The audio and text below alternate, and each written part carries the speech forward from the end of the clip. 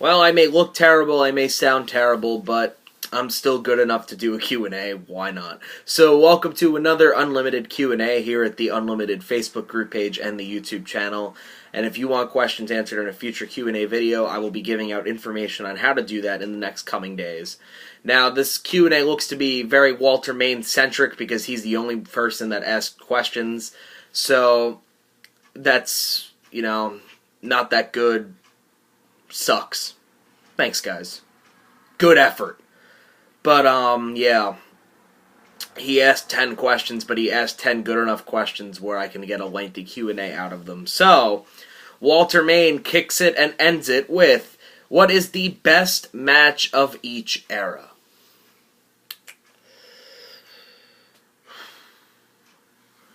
Well, I mean, when you go to the Hogan era, Hogan Andre, Hogan Savage, Hogan Warrior, Savage Warrior, probably Savage and Steamboat, also at WrestleMania 3. What else? Yeah, that's probably it. For the New Generation era, Bret Hart versus Owen Hart at WrestleMania 10. Bret Hart versus Austin at WrestleMania 13. 13, yes. I know a lot of you like Bret versus Shawn in the Iron Man match, so I'll put that up there too. Trying to think of some other ones. I think it was the Steiners versus the Head Shrinkers. I believe that was the match, and that was at WrestleMania 9. That was a pretty solid match. The single best match would probably be Bret versus Austin. The Attitude Era, Undertaker versus Mankind, Hell in a Cell. Austin versus Rock at WrestleMania 15. Not the one at 17, because I think the one at 17 was stupid. But the one at 15 was probably their best match of the three.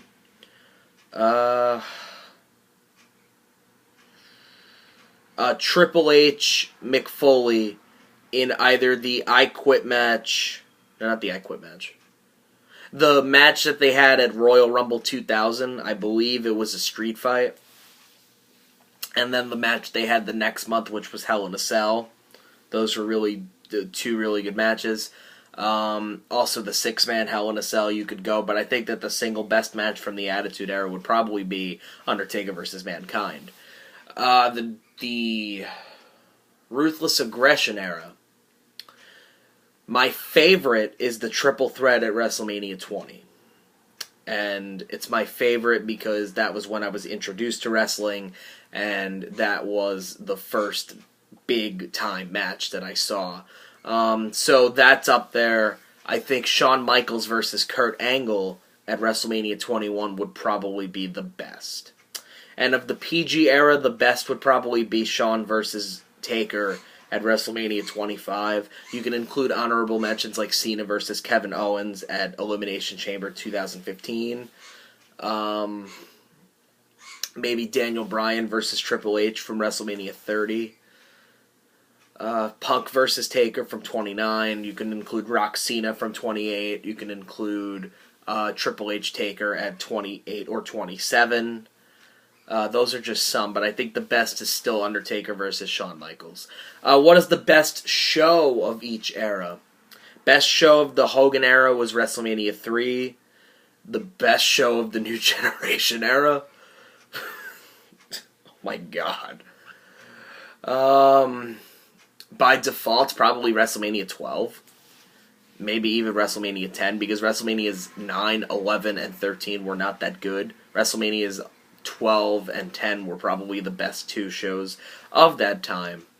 I may count SummerSlam 92, even though that was when Hogan was still employed, so I don't know if I should include that in that one, or if I should include it in the Hogan era, but I'll just include it in general. I think SummerSlam 92 was a really good show.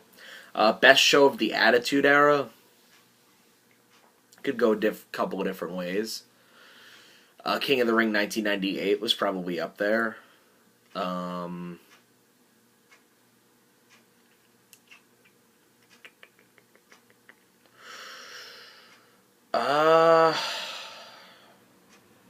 WrestleMania 14, because it started the Attitude Era, so I'll go with that. Yeah, for shits and giggles, I'll put WrestleMania 17 up there. Why not? Royal Rumble 2000 was a personal favorite of mine. Yeah, that's all I'll include. Best show of the Ruthless Aggression era, probably for me, it'd be WrestleMania 21. And the best show of the PG era would probably be... You could go WrestleMania 28.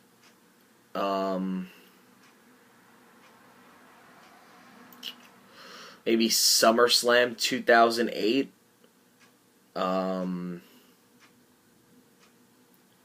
Shit. Definitely not WrestleMania 27. WrestleMania 30 for the PG era. Money in the Bank 2011 would probably be up there too. Greatest wrestler to never hold the world title. Oh man, Rick Rude is definitely up there. Ted DiBiase is definitely up there. I know he held it. I know he was sold the title, but he never officially held it, so he's probably up there too. Owen Hart is definitely up there. British Bulldog is definitely up there.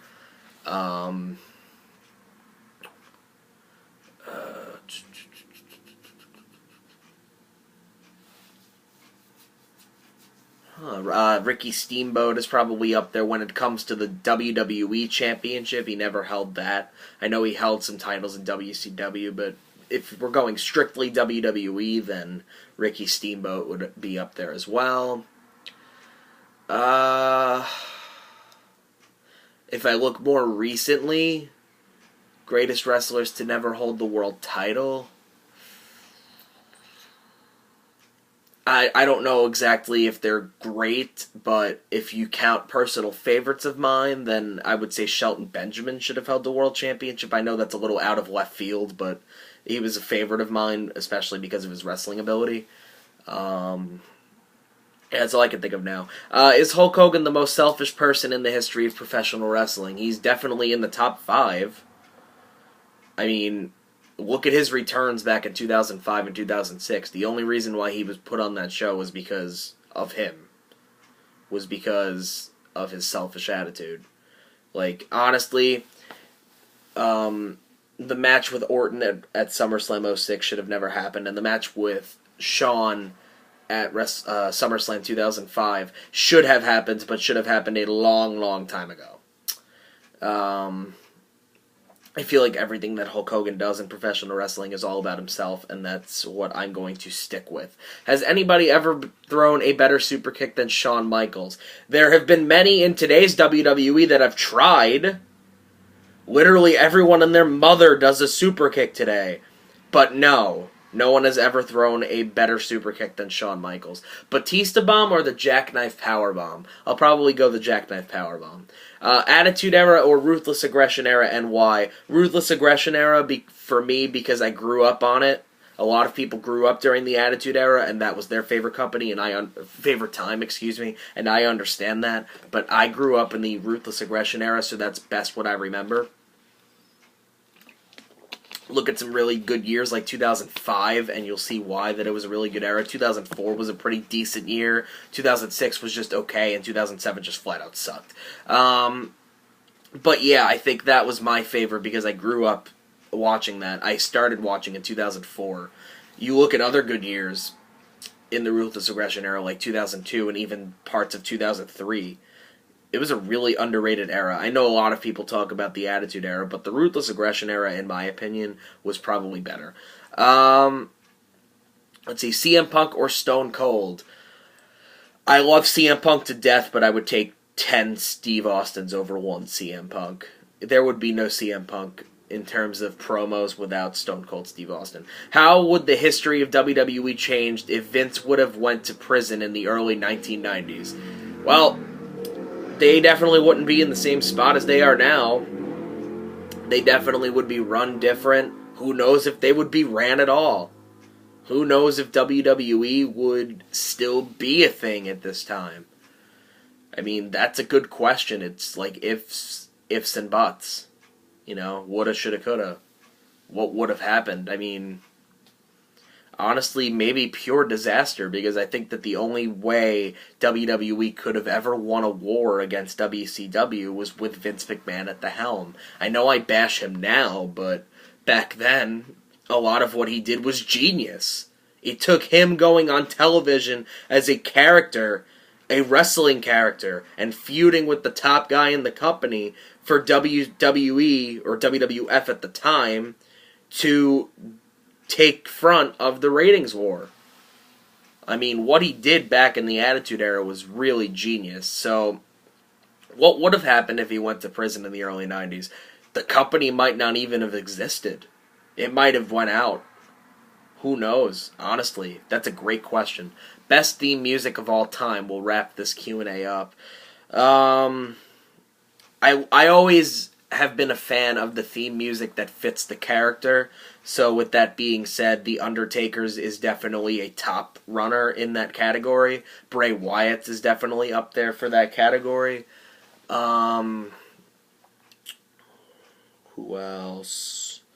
I guess I'll put Hulk Hogan up. I mean, I like the Real American theme, so that'll do. Oh, what else, man?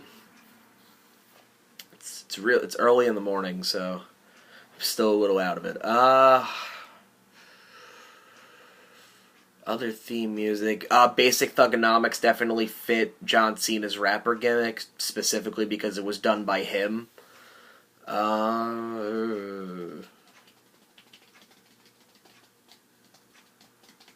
You know, I was always a fan of Cult of Personality for CM Punk. I really was. I was always a fan of Voices for Randy Orton. What else? The Rock heel theme in 2003, the Hollywood theme, is probably in my top 3 favorite theme songs of all time. It really fit that character at the time, so I liked that about the character. But yeah, that's about it. Thank you, Walter, for submitting questions. Thank you to whoever has submitted questions in the past. I hope you submit questions in the future. Thank you for tuning into this Q&A. I'll be back in the week with some more great content.